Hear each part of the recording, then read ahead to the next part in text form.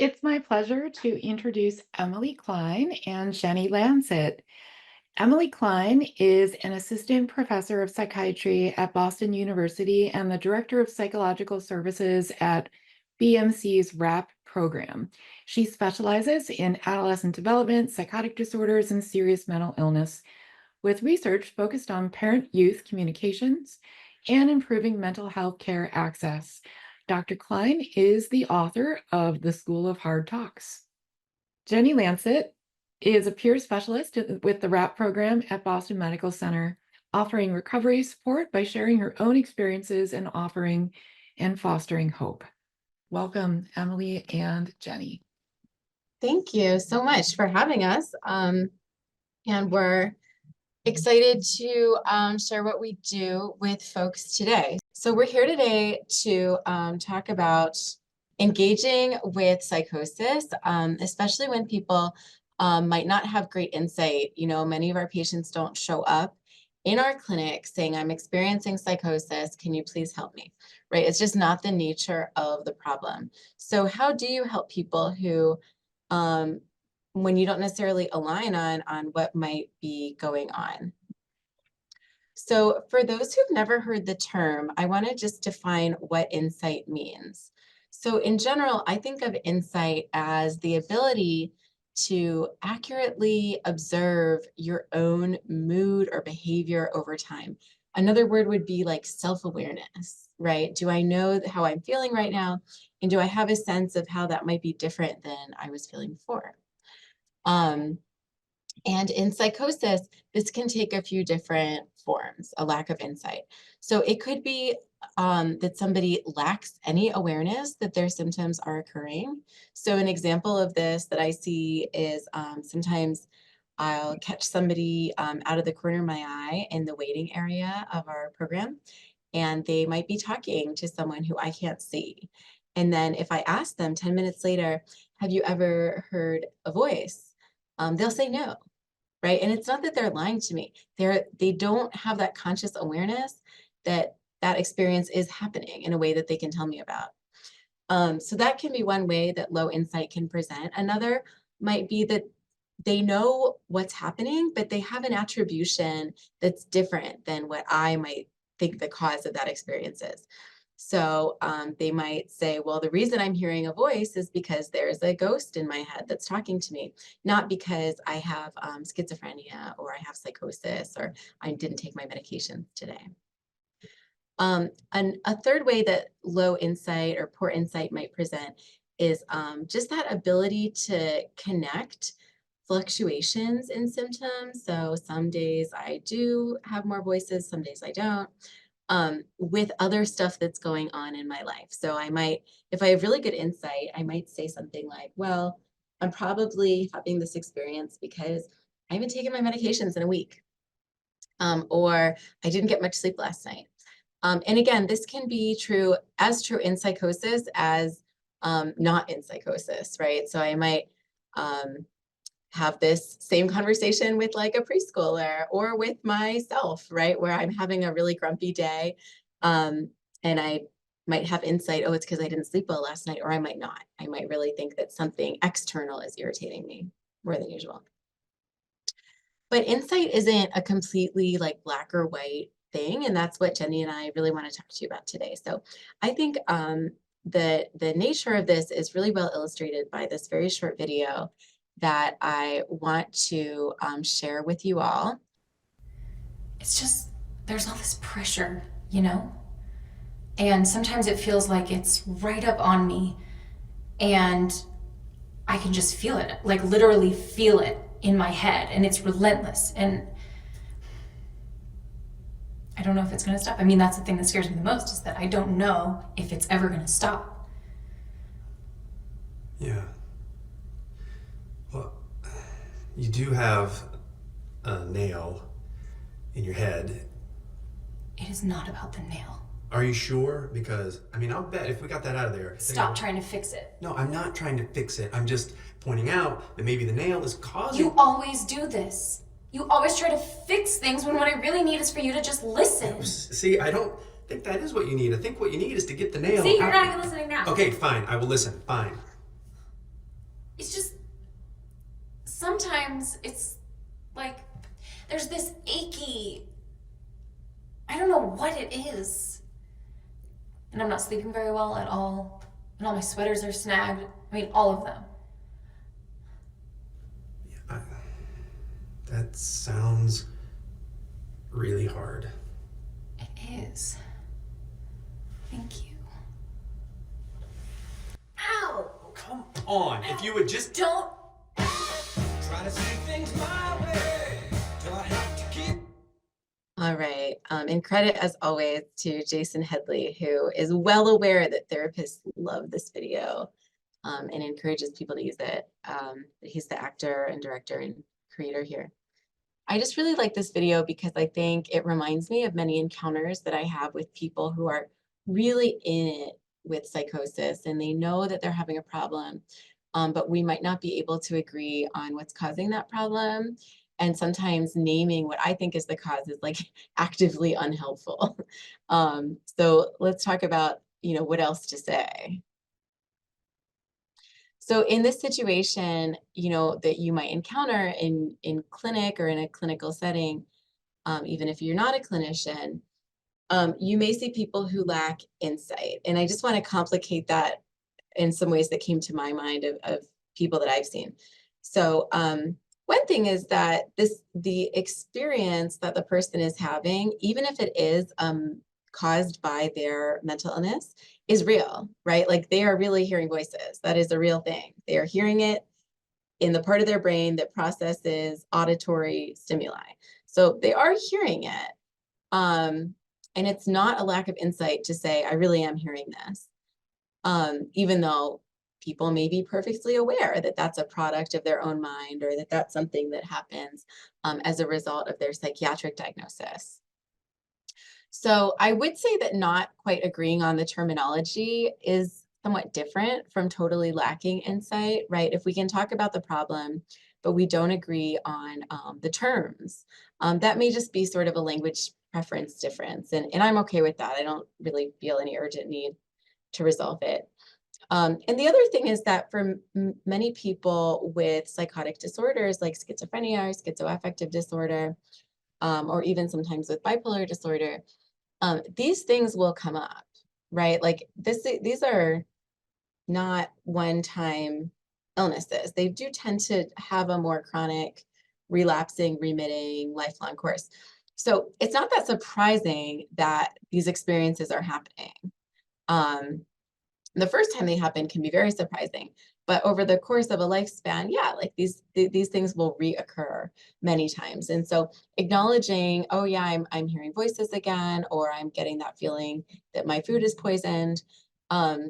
Acknowledging those experiences is actually sort of a sign of good insight rather than poor insight, which can be a little confusing.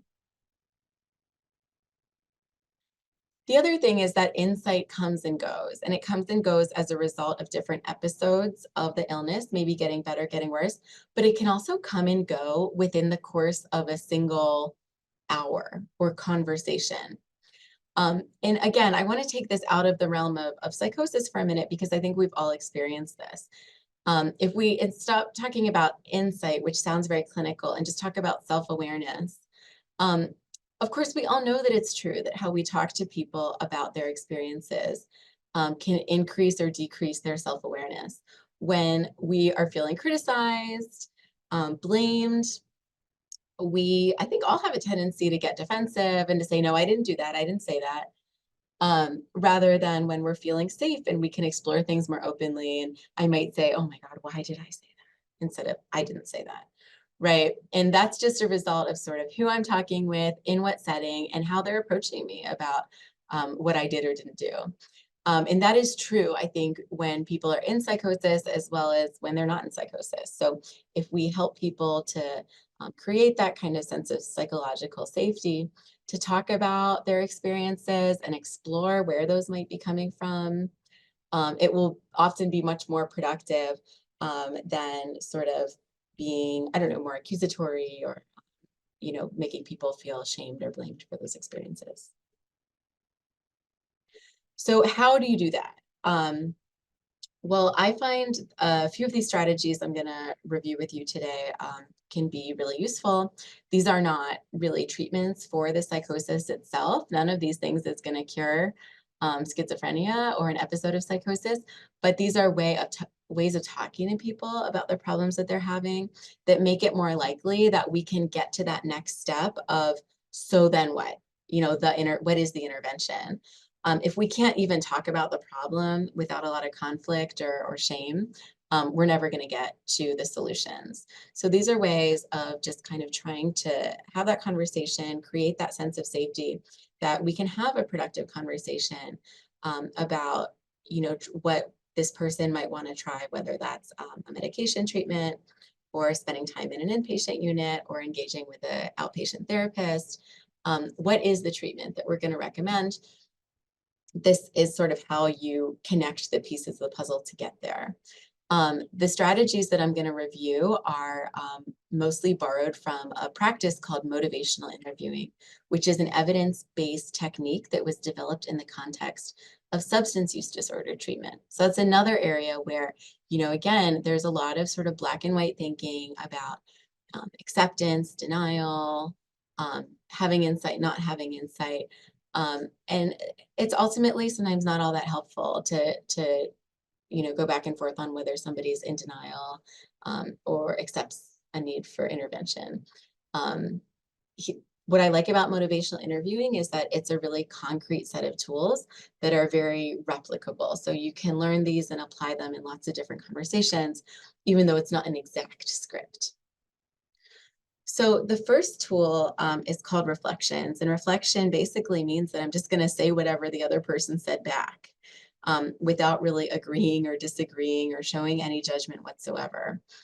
So if somebody says to me something that really doesn't make a lot of sense, and I suspect it's sort of a manifestation of their psychotic thinking, I might just respond with a reflection. So I might say something like, you feel like people are out to get you, or you're not sure what to do, or it feels like no one believes you.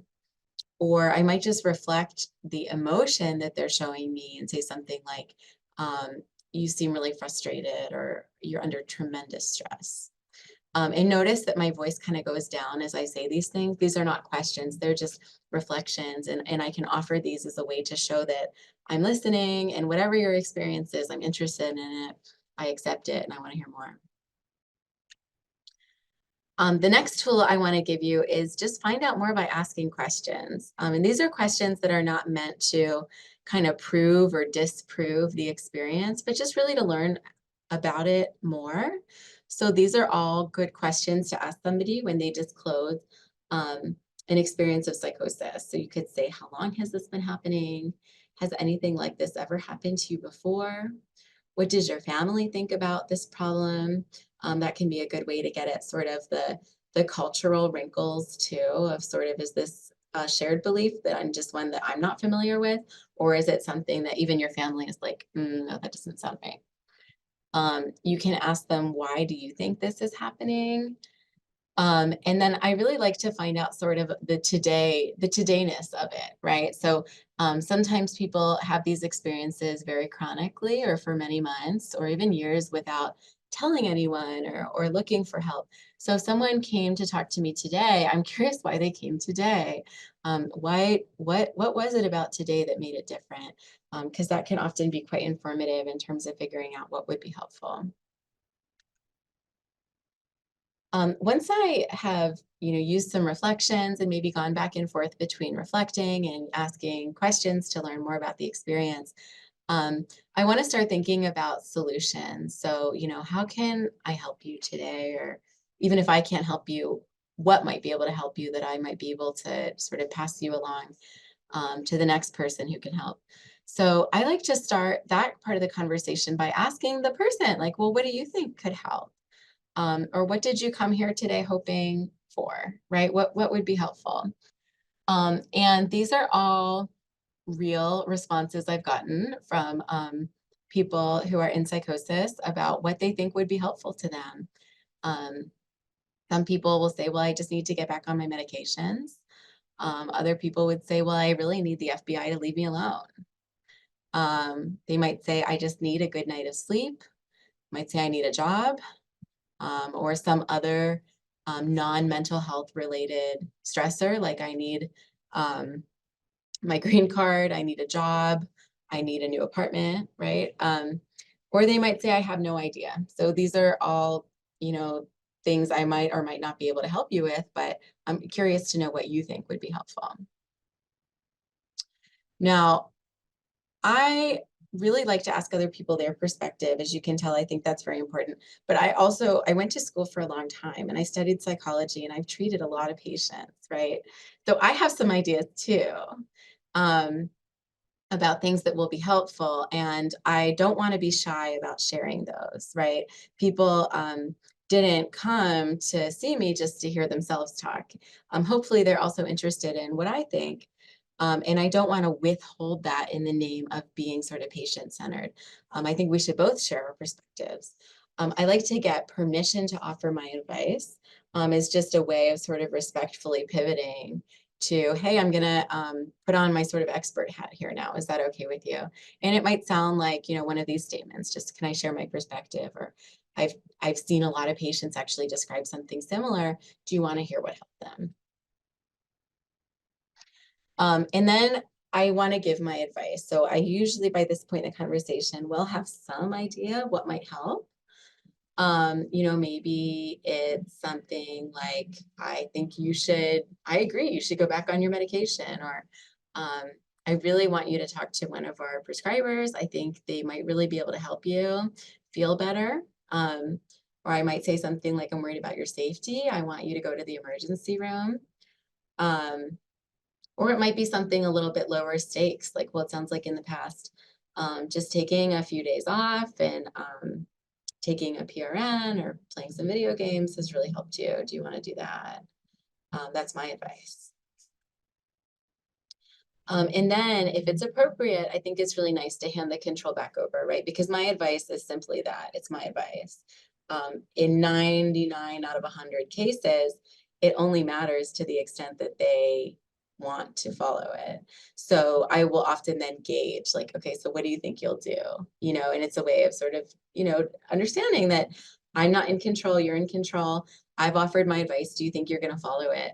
And sometimes the answer is yes, and sometimes the answer is no, and sometimes the answer is like, actually, I feel a lot better now that I've talked to you. And that doesn't mean that I didn't do anything. It means that actually I helped them, right? Like I was able to provide some pressure valve for this experience that they're going through. And I've given my advice, but right now, just talking about it actually brought tremendous relief, and maybe they'll come back when they're ready for more. Okay, so that's sort of like some strategies that work, but we also want to talk a little bit about what not to do. So I will hand it off to Jenny, and Jenny, just let me know when to advance the slides. Okay, thank you. So one strategy that definitely is does not often work is an immediate and exclusive focus on meds. So oftentimes, I think the first questions in these first encounters are, what medication are you taking? Have you tried X, Y, and Z? You really need to be on meds. How about some ECT or TMS? Kind of coming in and immediately thinking a second or a third medication might be helpful. And I think one of the issues here is that there's a lot of assumptions that are being made. We're assuming that the symptoms are distressing to the person coming in and that they want to eliminate what's going on. And I think for some folks, it's a comforting experience. It might, like Emily kind of talked about earlier, there might be a cultural component to it. So really just leading space to kind of explore further is a good starting point. Second slide. I think a second is the black and white attitude towards compliance. So oftentimes, you hear someone who doesn't want to take medications is that they don't want treatment and to please come back when you're more motivated to engage. Or before being offered other services, they need to be taking medications. And I really think, kind of using a lens of curiosity and kind of trying to align with what brought that person in today is going to be most helpful, kind of trying to get to the root of the motivation. Like why did this person, like Emily said earlier, why did they come in today? And how can we kind of align with that? Next slide. Also there's like a narrow focus on insight. So immediately asking, the person coming in, do you have psychosis as a prereq for services? And if someone wants to talk about their experiences, they immediately want to go to reality testing. And I think oftentimes, like, it's important to talk about your experiences and what that means to, to the person experiencing it. And they might not be in the frame of mind that I immediately want a reality test. I kind of want to explore what this means to me and kind of what's beyond that. Next. And the last is, using when providers are using stigmatizing judgmental language. So, being flat out mean or defensive when the person coming through the door has questions, and using hostility. I think, inherently when they're coming in, there is a little bit of a power differential.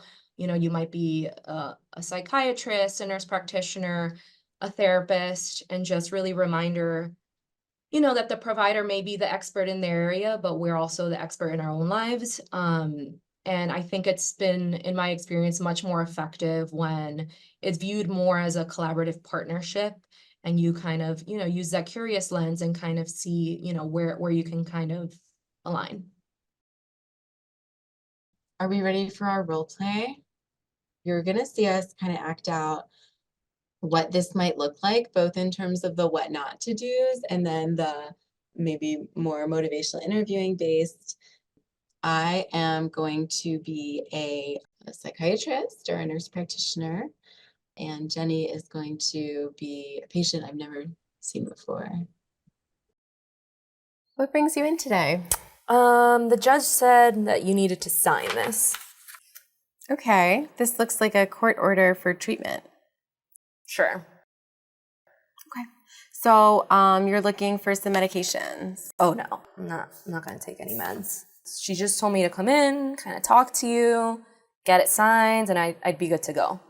Okay, well, this says that you need treatment for schizophrenia. Oh, I don't have schizophrenia. So I don't sign something if I'm not going to offer you some treatment. This is a court order for treatment. And the treatment is medication. I mean, I thought just coming here and talking would count, but... So you don't want to comply with the court order? Well, if that's medication, I'm not doing that. So. Okay. I mean, I would really urge you to take this seriously. This is a pretty serious thing. Well, I came, didn't I? I'm here. Right. Okay. So, when you have schizophrenia, that means that the treatment really is medication. It can make you feel a lot better. Well, I don't have schizophrenia, and I'm not going to take any medications, so I don't really understand. I think that's wrong. That paper's wrong. You don't sound that motivated for treatment. I mean, I just don't think it's right. Well, here's the thing about schizophrenia is that it's a mental illness. It involves having hallucinations, like hearing voices, delusions, feeling paranoid. And a lot of people actually lack insight. They don't realize that they have these things. Yeah, no. I hear all what you're saying, but none of that's true for me. I'm not hearing things or seeing things. It's all true. It's all true. Okay. And so, I don't know what to tell you. Okay. Everything is true. Everything that happened to me, the reason I got into trouble is all real. There's no voices or things that I'm seeing. That's all fake. Okay. So I don't think this is going to work out for today, but we may see each other again. So if you change your mind, you can let me know. In the meantime, good luck. What brings you in today? The judge said that you needed to sign this. Okay, this looks like a court order for treatment. Sure. Okay. Can you tell me more about it? Well, I got arrested a few days ago. I heard someone tell me to fight this guy on the street, and so I just fought this guy, and then they picked me up, I got arrested, and then the judge asked me to come here and talk to you. Okay. You heard a voice and then got into a fight? Yes. And I got in trouble. Yeah, that's tough. Has anything like this ever happened to you in the past? Well, yeah, I've gotten into a fight. It was actually the first one ever a few months ago with my sister. And it was, she's my sister though, so I didn't get in trouble, but kind of the same thing where I heard someone tell me to fight. And so that's kind of what happened. And it was the same voice. Yeah, it was. Same person, yeah. And when you heard the voice, what did you see someone? Did you know who was talking? I didn't. It was very unclear to me. Okay. And my sister kind of told me that it's all in my head. She couldn't hear anything. She says, no, it's all you. So I don't think she can see it. I don't think she can hear it. Okay. So it doesn't make a lot of sense to your family. No, it's really confusing. Okay. That sounds confusing. Yeah, it's really confusing. So other than the court order, which was the result of this fight you got into, was there anything else that brought you in today? Well, the judge told me to mention that my sleep's kind of been messed up. I've been sleeping more on the couch, which is like really uncomfortable, but my room doesn't feel safe. So I haven't been sleeping in my bed. It's catching up to me, I think. So just this kind of vague feeling that your room really isn't safe is keeping you from getting a good night's sleep. Yeah. I'm really going in there. Oh, okay. Yeah. Wow. And what do you think would help you the most? Just continuing to do what I'm doing, which is just staying out of the way so that I don't fight with people. That's one thing. For me, I think honestly, just getting a good night's sleep would be really good for me. Yeah, that sounds really important. Is there anything that would help you do that's important to you? I think it would make seeing my family a little bit easier and just having some good sleep. Everyone needs good sleep. Yeah. So just some good sleep and I'll be able to handle them more. Yeah, that sounds right. So getting good night's sleep and avoiding difficult people or situations. I have some thoughts on what might make you feel better. Can I share those? Yeah, sure. Okay. So there are some medications that I think would really help with both the voice that you heard and with feeling more safe and able to relax in your room and get a good night's sleep. What do you think about that? I don't know. You're not sure? No. I don't really want to do that. I mean, I came here. I think that's a good step, right? I'm not sure about that. Okay, you're not sure about medications. Yeah, no. I don't think that's really what's going on. Well, it's your choice. I could tell you about some different medications and I could even send something to a pharmacy near you and then you can think about it some more and decide whether you want to just give it a try. Okay, I guess, yeah, because then I can decide. Right. So, yeah, that sounds okay, I think. Okay. Because I don't have to pick it up. Right, you don't have to pick it up. If it's there, yeah, maybe. Okay. So you'll think about it, but let's first walk through what the different medication options would be, okay? Okay, sounds good. Okay. So I really avoided confrontation. That is true. I offered some different choices the second time. Yeah, I tried to be non-judgmental. Even when I said, hey, this sounds like psychosis, I tried to say it in a non-judgmental way. Like, I did a lot of active listening. I used reflections. I offer people some resources. So the first is the motivational interviewing book. It's now in its 4th edition. It's very good. It is really clinician focused, but I think anybody could get a lot out of it. It's called Motivational Interviewing, Helping People Change. I also wrote a book about motivational interviewing, which is more like adapted for informal caregivers, so like parents or teachers.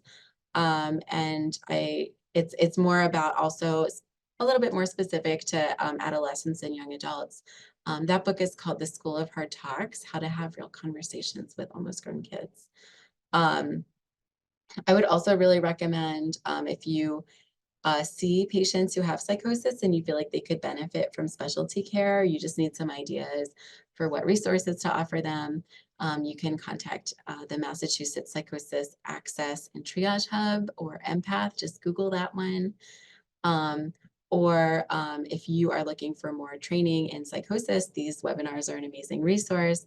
And even more webinars are put on by the Massachusetts Psychosis Network for early treatment. So those are also great resources for learning more about psychosis.